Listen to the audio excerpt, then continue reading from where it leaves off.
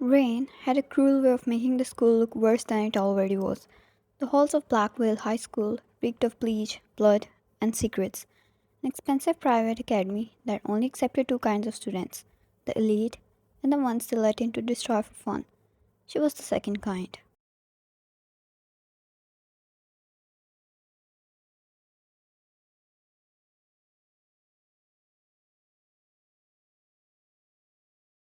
Not because she wasn't brilliant, her grades were perfect, and her father, as well, was a non psychiatrist, but because 3 years ago her sister died in the school under mysterious circumstances.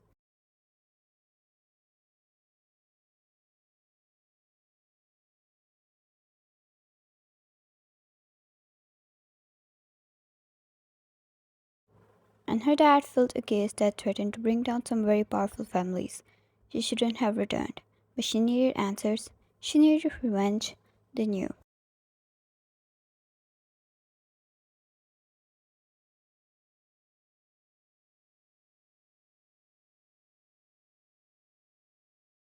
The council, five spoiled, terrifying children of billionaires who ruled the school, knew who she was, and they hated her for it. So they started small, slashed her tires, spread rumors, stole her books.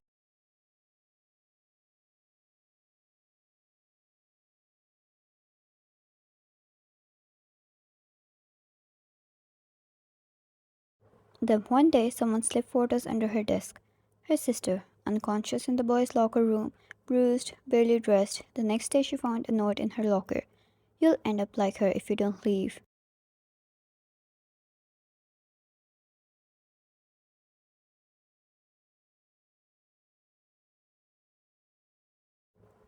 She didn't leave. That's when the update came. Today was different. She felt it the moment she stepped into the hallway. Whispers turned louder, books dropped, shoes squeaked in anticipation. She kept her chin up until someone shot her from behind.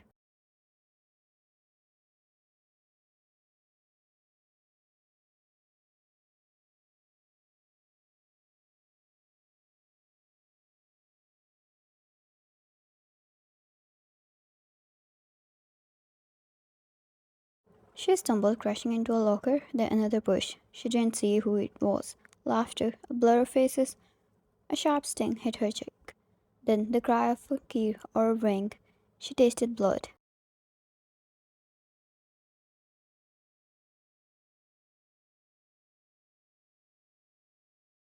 Let's see if the devil wants a new chew toy. One of the council girls sneered, then darkness. They dragged her down a hallway she had never dared go, past the boiler rooms, past the old dormitories, past the security cameras that mysteriously blinked off. The room everybody whispered around.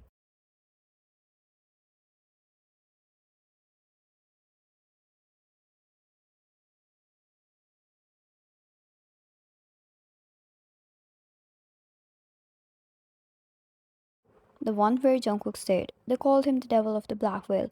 They said he slit a teacher's throat in sophomore year and no one dared expel him. That he lived in an abandoned north wing. That he didn't speak. That he hated women.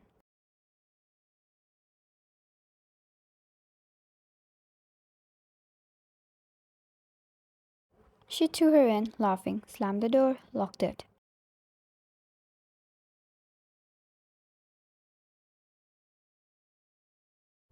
It took a second for her eyes to adjust. The room wasn't dark, it was dim. It looked and smelled like just like him. And there he was, John Jungkook, shirtless, covered in ink, sitting on the floor with a knife in his hand, craving something in the wooden floor, silent.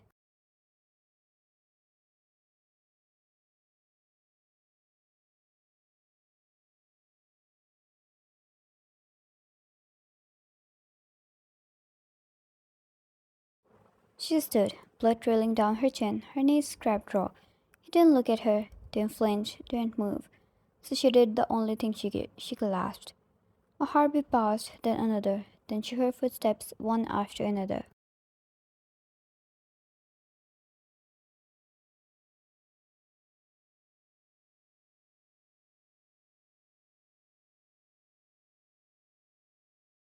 He crouched in front of her, lifted her chin with two fingers, looked at her like he had seen a ghost and a goddess at once. JK, who did this? He said softly. She blinked. His voice wasn't cold, it was lethal.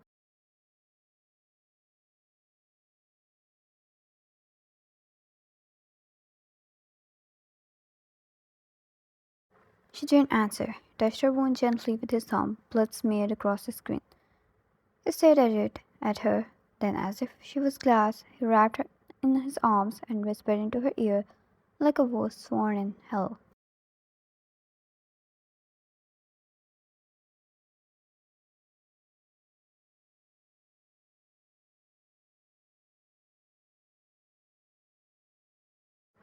You're not leaving this room until I know of every name, and when I do, they won't either.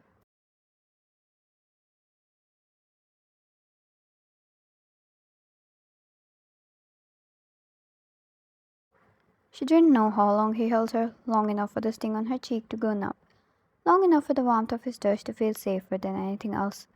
Outside, the door. Jungkook's embrace wasn't gentle, it was claiming, like always.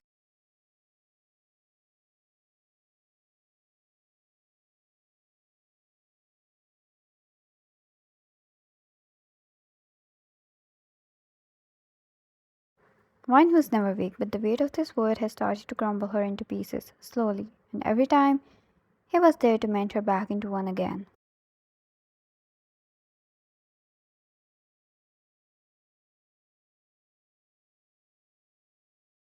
He pulled back only when her shaking stopped, and then, quietly, he stood.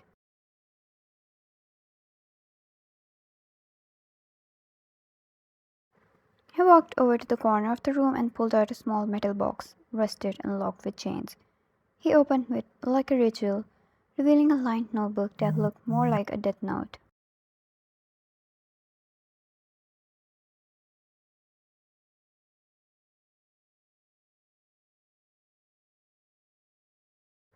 He sat down again, flipped to a blank page, and then turned his eyes to her. JK, start talking. She hesitated, but then her eyes fell on his scar once again. The scar across his throat just above the collarbone, like someone had tried to silence him before.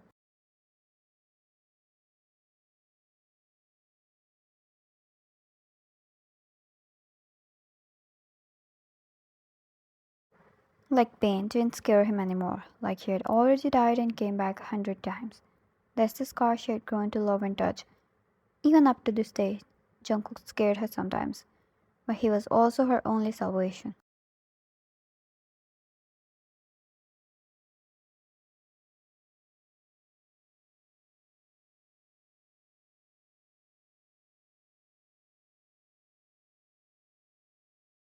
She spoke, not everything, just a few. Wine, Lee, Raiden, Marcus, Isla. Jungkook wrote each name down like a surgeon etching death notes on skin. He didn't ask for proof, he didn't need to.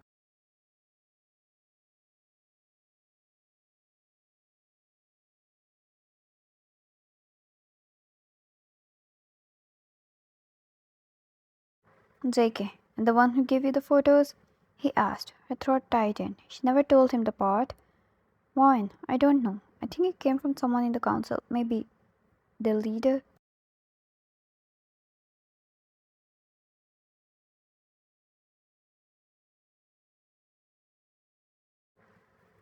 Jungkook, Daniel, the golden boy. Wine, he's the one who started it. Jungkook snapped the notebook shut and opened another drawer.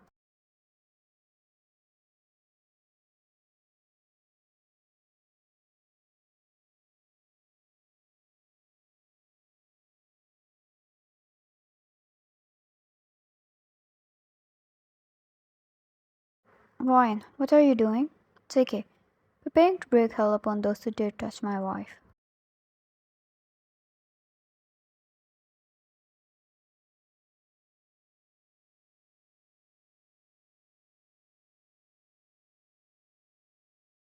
Wife, yes, she was his wife. It had been over a few years since the relationship formed. A scary, menacing person who was more of a devil than a human appeared before her one day, a man known to have killed at such a young age.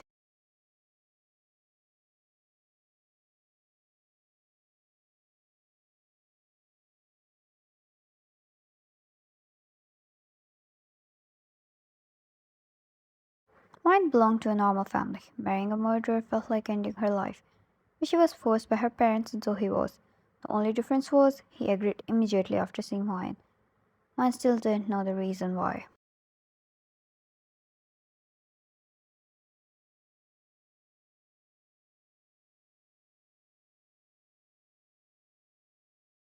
All she knew is he didn't fall for her looks. It was something else. After just a month, her sister died and she joined the school. Throughout and everything he had been her only anchor. Scary but beautiful, dangerous but safe, psychotic but affectionate.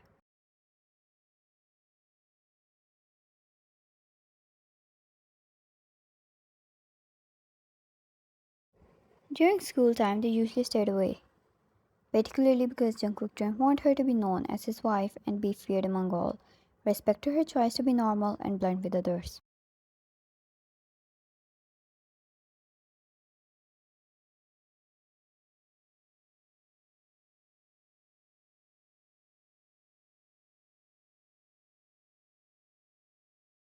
So he decided to be the devil, the one to do the dirty work from the shadows so she didn't have to worry about a thing. But they were crossing a line, and the change was coming.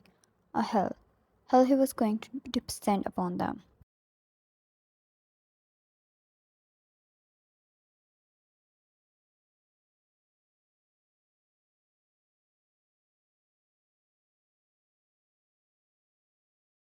To be continued.